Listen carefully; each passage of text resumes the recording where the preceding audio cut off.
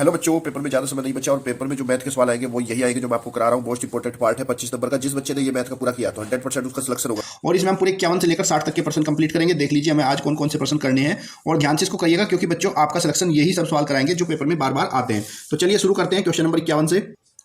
किस धन का 10% वार्षिक ब्याज दर से 3 वर्षों में साधारण ब्याज रुपये 300 होगा।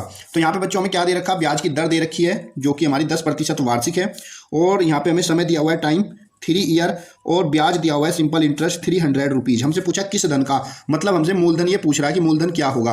तो बच्चों आपको पता है मूलधन बराबर होता है साधारण ब्याज गुणा 100 बटे में दर गुणा समय। हमारे पास ब्याज दिया गया है 300 इंटू 100 अपॉन में दर कितनी है 10% और समय है 3 वर्ष। चलिए इसको हल करते हैं।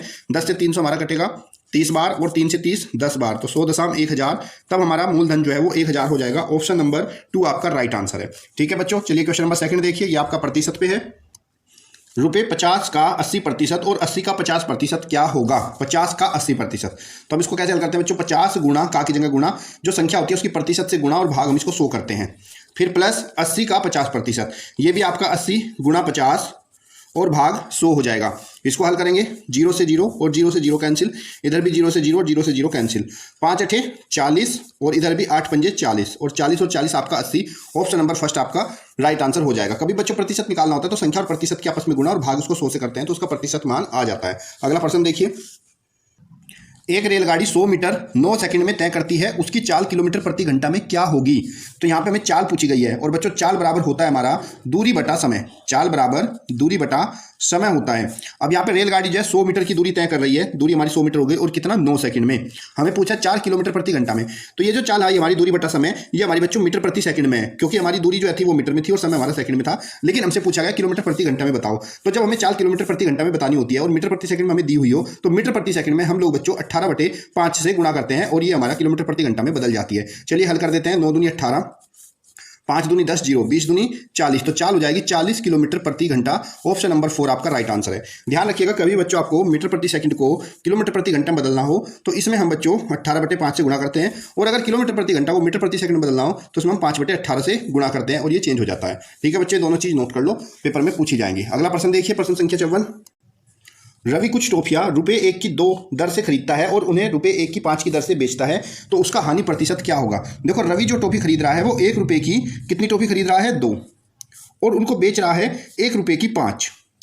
अब यहाँ पे हमें बताना उसको कितना हानि प्रतिशत हुआ। तो ध्यान रखना बच्चों, जब मूल्य हमारा समान हो, जितने में उसने खरीदी और बेची वो समान हो, लेकिन इनकी जो संख्या वो अलग अलग होती है, तो अब हमें क्या करना है। देखिए 1 रुपये की 2 टॉफी उसने खरीदी, लेकिन 1 की 5 टॉफी बेची। जब वो यहाँ पे 5 टॉफी बेच रहा है तो उसको कितने टॉफी की हानि हो रही है ये देख लीजिए पहले आप। जब वो 5 टॉफी बेचता है तो खरीदी तो उसने 2 थी, लेकिन बेच 5 रहा है, तो यानी कि 5 टॉफी पर उसको 3 टॉफी की हानि हो रही है। 5 - 2 बराबर 3 टॉफी की वो हानि हो रही है उसको।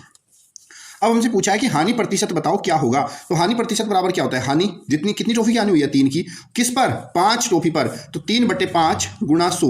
हल कर देंगे 5 × 5, 5 दूनी 10, 0, 20 या 60, तो उसको 60% की हानि हुई है। जब बच्चों हमारा मूल्य समान होता है और वस्तु कम ज्यादा होती है तो ऐसी कंडीशन में ध्यान रखना जो वस्तु वो बेच रहा है उसको हमें डिवाइड में लेना है, और लाभ या हानि जितनी वस्तु का लाभ या हानि हो रहा है उसको ऊपर रखना है। ठीक है, अगला प्रश्न देख लीजिए, प्रश्न संख्या 55। ये भी आपका इंपॉर्टेंट प्रश्न है और एक सवाल आपका समय से पेपर में आता ही है। मनोज रोज रात्रि 9:30 बजे सो जाता है। रात को 9:30 बजे ये सो जाता है और अगले दिन सुबह 8:30 पर उठता है। 8:30 पर उठता है। तो हमें ये बताना है कि रवि जो है कितने घंटे सोता है, ये हमें बताना है।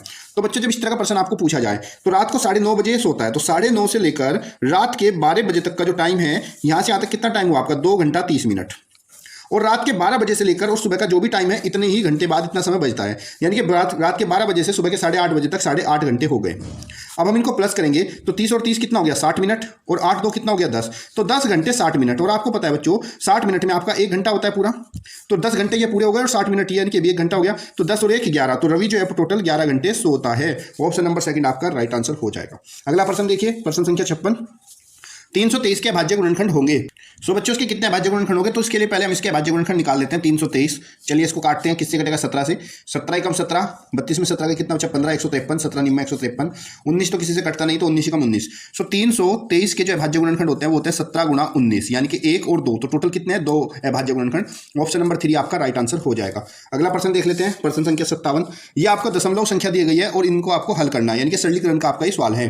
तो सरलीकरण के सवाल में क्या बोर्ड मार्क्स लगेगा, पहले दोनों संख्याओं को हम प्लस कर लेंगे, जोड़ लेंगे और जो भी हमारा आंसर आएगा उसमें से इसको माइनस करेंगे और फिर आपका ऑप्शन आ जाएगा। तो आप लोग इसको सोल्व करके मुझे बताइएगा कितने बच्चों का आंसर राइट आया। अगला प्रश्न देख लीजिए। अगला प्रश्न क्या है, यदि वर्त की परिधि 30/π है तो वर्त का व्यास क्या होगा, ये हमें बताना है। तो बच्चों वर्त की परिधि दी है और ध्यान रखना, सूत्र याद रख लेना और इसको नोट भी कर लो। परिधि बराबर होता है पाई गुणा व्यास। व्यास की गुणा अगर पाई से करते हैं तो परिधि हमारे पास आ जाती है। हमसे तो वर्त का व्यास पूछा है, तो अगर बच्चों में व्यास निकालना हो तो व्यास बराबर क्या करेंगे, जो पाई यहाँ गुणा में परिधि के बट्टे में चला जाएगा, तो व्यास बराबर होता है हमारा परिधि और भाग पाई। जब हम परिधि को पाई से भाग कर देते हैं तो हमारा व्यास आ जाता है। अब इस वाले सवाल में हमें बच्चों पहले से ही परिधि दी गई है और हमसे व्यास पूछा है, तो व्यास बराबर क्या है, परिधि बटा पाई। तो पाई ये हो गया बटे में और गुणा में परिधि। परिधि कितनी है 30/π, तो यहाँ पे बच्चों 30/π कर देंगे। हल करेंगे 30 कम 30 और पाई की पाई से करेंगे पाई का वर्ग, तो आपका उत्तर आ जाएगा ऑप्शन नंबर 4 30/π²। ये हमारा वर्ग का व्यास आएगा। सूत्र आप लोग याद रखना, परिधि बराबर होता है पाई गुणा व्यास। अगला प्रश्न देखिए, प्रश्न संख्या 59, बहुत इंपॉर्टेंट प्रश्न है, देखते हैं कितने बच्चे इसका आंसर दे सकते हैं। प्रश्न संख्या 59, किसी वस्तु का विक्रय मूल्य क्रय मूल्य का 4/3 गुना है तो प्रतिशत लाभ क्या होगा। जब बच्चों हमारा विक्रय मूल्य क्रय मूल्य का 4/3 गुना कहा जाए तो ऐसी कंडीशन में ध्यान रखना, जो हमारा अंश होता है ये वाली संख्या हमारी विक्रय मूल्य होती है। तो हम मान लेंगे कि जो विक्रय मूल्य है ये हमारा 4 हो गया और क्रय मूल्य जो आपकी हर वाली संख्या, ये जो हर है ये आपका क्रय मूल्य है, तो क्रय मूल्य हमारा 3 हो गया। अब विक्रय मूल्य 4 है, क्रय मूल्य 3 है, तो देखो विक्रय मूल्य जब ज्यादा होता है क्रय मूल्य कम होता है तो हमें लाभ होता है। और लाभ बराबर क्या होता है बच्चों, हमारा विक्रय मूल्य माइनस करें 4 - 3, तो लाभ हो गया हमें 1 का। पूछ रहा है लाभ प्रतिशत क्या होगा, तो लाभ प्रतिशत बराबर होता है लाभ जो कि 1 आया बटे में क्रय मूल्य 3 और गुणा में 100, तो कितना हो गया बच्चों 100/3। इसको हल करेंगे 33 सही 1/3% हो जाएगा। ऑप्शन नंबर 4 आपका राइट आंसर है। जब भी आपको ऐसा कहा जाए कि किसी वस्तु का विक्रय मूल्य क्रय मूल्य का इतना गुना है, तो ध्यान रखना अंश वाला जो होता है ये हमारा विक्रय मूल्य होगा और हर वाला हमारा क्रय मूल्य होगा। ठीक है बच्चों, अगला प्रश्न देखते हैं, प्रश्न संख्या 60। चलिए देखते हैं इसका आंसर कितने बच्चे बताएंगे। सो बच्चों सोच लिया आपने क्या होगा। इस प्रश्न को करने के लिए देखो 5 टन 9 क्विंटल को क्विंटल में बदलना है, तो बच्चों उसके लिए आपको पता होना चाहिए कि 1 टन में कितने क्विंटल होते हैं। तो ध्यान रखना बच्चों 1 टन में 10 क्विंटल होते हैं। कितने, 10 क्विंटल। अब हमसे पूछा है 5 टन 9 क्विंटल में कितने क्विंटल होंगे, तो 5 टन है तो 5 गुणा 10 से करेंगे तो ये क्विंटल हो जाएगा और प्लस में 9 क्विंटल पहले से हैं, 10 × 5 = 50 और 9 = 59 क्विंटल आपका आंसर हो जाएगा। ऑप्शन नंबर फर्स्ट आपका राइट आंसर। ध्यान रखना बच्चों 1 टन में 10 क्विंटल और अगर किलोग्राम में बदले तो 1000 किलो होते हैं 1 टन में। ठीक है बच्चों, उम्मीद करता हूं आपको ये सेट पूरा हो गया होगा। इसका हमने किया है अभी पार्ट नंबर 2 और पार्ट नंबर 1 मैंने इसकी पहले क्लास में करा दिया था, जिसका लिंक आपको डिस्क्रिप्शन में दिया है, वहां से भी आप इसको देख सकते हो। ये सारे क्वेश्चन हमने कंप्लीट किए हैं। तो आप लोग जो वीडियो को लाइक शेयर और चैनल को सब्सक्राइब कर लेना ताकि आने वाले सारे अपडेट आप तक मिलते रहें। धन्यवाद। जय हिंद, जय भारत।